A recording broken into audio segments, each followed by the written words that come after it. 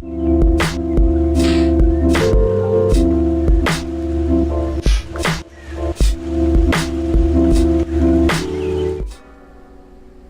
going on, everybody?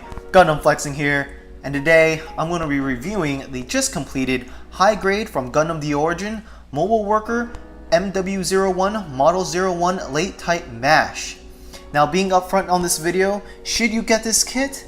Yes, I would highly recommend this kit. This kit comes with easy to apply stickers, it comes with decals, and this specific kit also has a lot of attention to details, which I really appreciated. And for the price of around $16, it's completely worth it. Now, before we go into the kit itself, let's go over the PC caps. This is pretty much the only extra pieces you'll get. So really just like a pair of 13s, a pair of 2s, a pair of 6s, and that's it. In addition, the only extra piece that will fit into this model here is a open left hand. This is it. It's only a single piece. And because this is a mobile worker and not so much as a mobile weapon, what you see on screen is pretty much what you'll get. He does not come with any ranged weapons. So essentially you'll have the claws and the shield. But what I mean by this kit reminds me, to me, it's almost a step below of a real grade. Again, it's because of the easy to apply stickers around his feet and heels, especially around his shoulders right here and there. But if we start from the head and move downwards, so the head is actually one single piece, aside from the internal mono eye. The visor is a little bit too small for any viewer to see, but the visor, the mono eye is an actual sticker, but it doesn't move along with the helmet. The helmet itself is a single piece. But what I really think is cool about this kit is that if you watch the unboxing video, you get rubber runners, which are pretty much the pipes that run from his generator to his upper back, and you also have it for the side of his legs.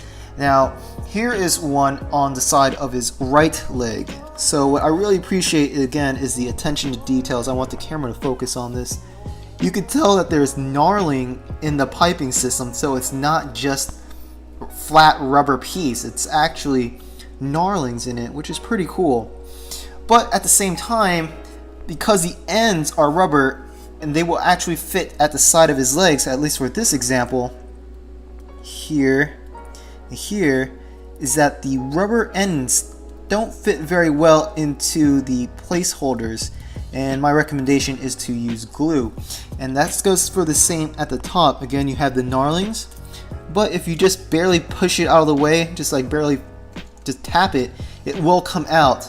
The top ones are much better to be placed, or much more stable on the upper shoulders than it is on the side legs. Whenever you move the arms on the side, the legs, if you tap these will come off, like that. So it's very easy to knock them out on the side of the legs, but it's still great details for this kit. We look at his back, he has a generator right here, and of course you have the decals, one in the center, which is red, and on the top you actually have a caution, and you could actually read it, which is pretty cool. The generator does come in several pieces, and fits very well into his back. We look into his arms.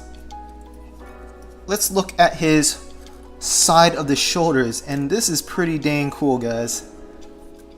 So if anything, this kit reminds me of like a Jeep or some sort of bulldozer, something that you'd see in construction sites. He has railing systems at the side of his shoulders here, and this is actually three pieces. You have the gray piece here, and then you have the orange piece in the center, and then you have the actual railing system. So it's pretty cool to have, especially consider that he's a mobile worker, something that you see in some sort of construction site. His shoulders even pop out very far too, so it's very mobile, which is another great feature. We look at his chest. Mistakenly in the unboxing video, I thought that the cockpit here would actually have blue stickers because the pictures indicated that there would be some sort of glass, but it doesn't, which is a little bit of a bummer. But if you have a very fine paintbrush, you'll be able to color that blue. On top of his chest here, he has lights. These are supposed to be some sort of head beam lights. And if you look very carefully, you could actually see the striation in them, which is pretty impressive. And what I also like about the chest is here they are hooks. They are actually hooks, which is pretty cool. Unfortunately, they're all plastic, so there are no ropes or anything attached to it, but they do give you enough detail to see that you could wrap it around the barrel. And again, back to his arms. So what I didn't like about his arms, everything is pretty cool. You got this, you got the stickers, the warning stickers here, which are easy to apply. Nothing too difficult there. It actually fits all in one space, so you don't actually have to make it 100% accurate, or you don't have to worry about any of the edges showing orange, excuse me. But what you have to look out for is that this arm piece is actually pretty much bends at the elbow. And what I mean by that is, I originally thought when I was moving his arm that this upper piece, because it's open here underneath this warning sticker, that you would be able to raise it, sort of like an upward movement if you were doing a bicep curl, but you can't. The only movement in this arm, aside from the upper shoulders, is not from here. It's actually from here. So when I was trying to pose his arm a certain direction, I thought that maybe the piece got stuck, or maybe it was just a little bit too resistant. So I forced the upper bend here, and I actually snapped the piece. Again, you're not going to see the snapped piece. It just sucks to have. You're going to have to use super glue to put it back together. Looking at his arms, his wrists, this is another great feature. Although you really have nothing to switch it out, it's just a cool feature to have.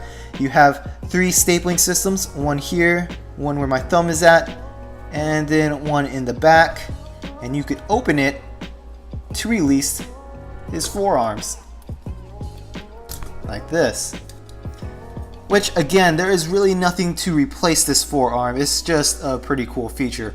But what is important is that you could pull out the hand from the shield, and with that extra hand we talked about in the beginning of the video, we just hoist it in there and we just reattach it. Right, so, and you can put this 3-point staplers back in its position.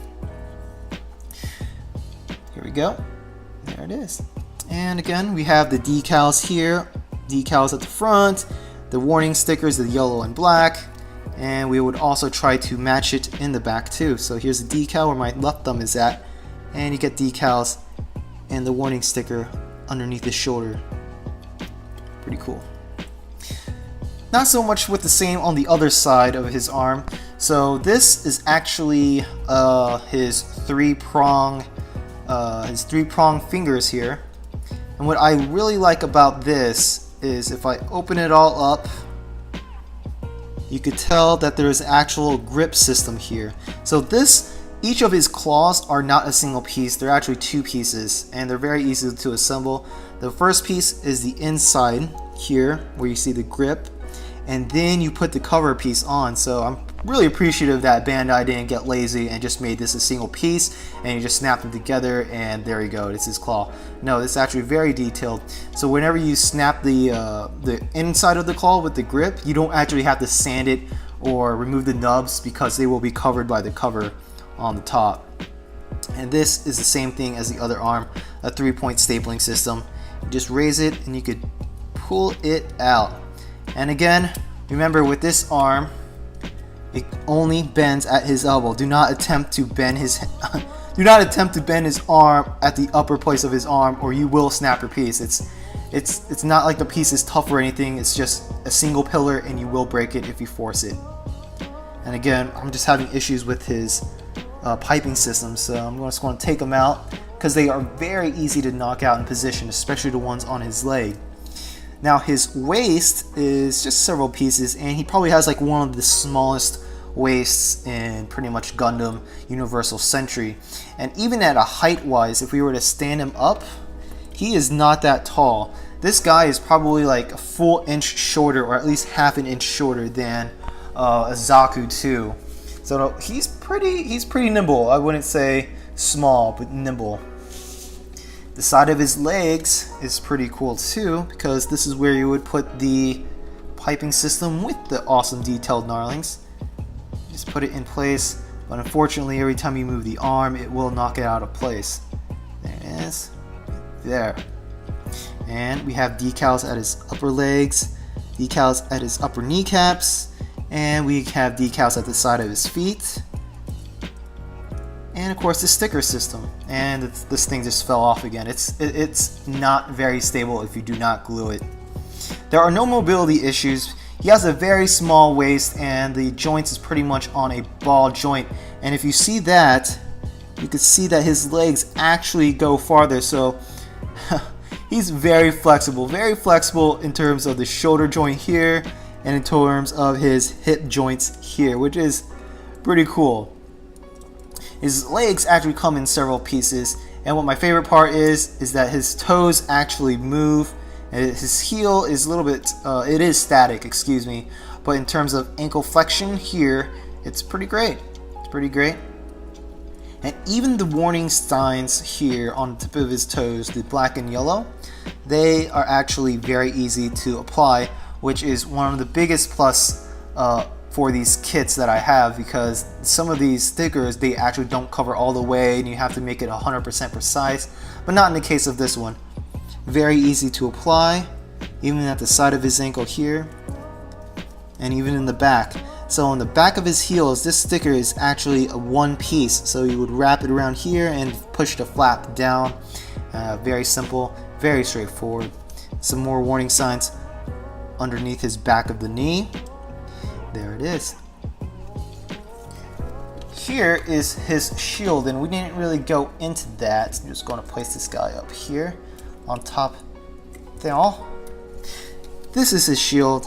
It's very straightforward, very, wouldn't say plain, but there aren't any special articulations aside from the 3 gray bumps at the top and the 3 gray bumps at the bottom. Now, you would be able to do panel lining in the small indentions here, here, and here, but with this kit, because it has so much going on, I don't feel that adding panel line would make a significant difference in terms of aesthetics. If we look at the kit again closer, like let's look at the gray pieces, right? This kit is pretty much massively just orange, sprinkled on with a couple of gray pieces and a couple of warning signs warning stickers. We look at the gray piece here, we can see that there are small details in the upper shoulder. His shoulder blades stick up really, really high, and here you could tell that there's like bolts in it, which is again a really cool feature to have. You even see it on his headlights. Now, what would make this truly, for me, a real grade is if they actually replaced these small pieces here, like his headlights, we actually had them separate pieces, because this whole gray piece is one piece. This whole gray piece there is one piece. But again, if they just had more smaller pieces, especially make these 2 hooks actual ropes, I would almost pretty much consider this a real grade. And actually, it wouldn't even be a bad idea to be a real grade. Even some of the orange pieces have small indentation, just small attention to details. Like here, there's indentions over here, and where my thumbs are at. And these are actually separate pieces too. The side of his ankles, same thing. He's just so mobile and just has really small attention to details, which is really impressive for a kit that is from, I believe, 2015-2016 time frame. Now, even if you were to look at the back of his collars, there is even like a ventilation right here, which again is just great details, great details. If anything, this guy sort of reminds me of, especially in terms of his body, a little bit too far for the camera, especially in terms of his body, because his body is box shaped. He reminds me of the Warhammer guys, I can't remember what those machines are called, Immortals?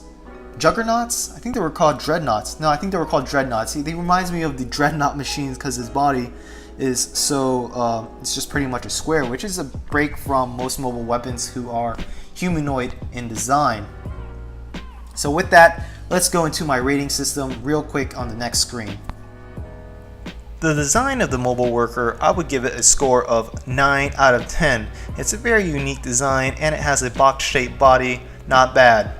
As for the details, because you get the stickers and the decals and their small intrinsic, edges here and there, I would give the score of 9 out of 10. As for the build, I would give it an 8 out of 10.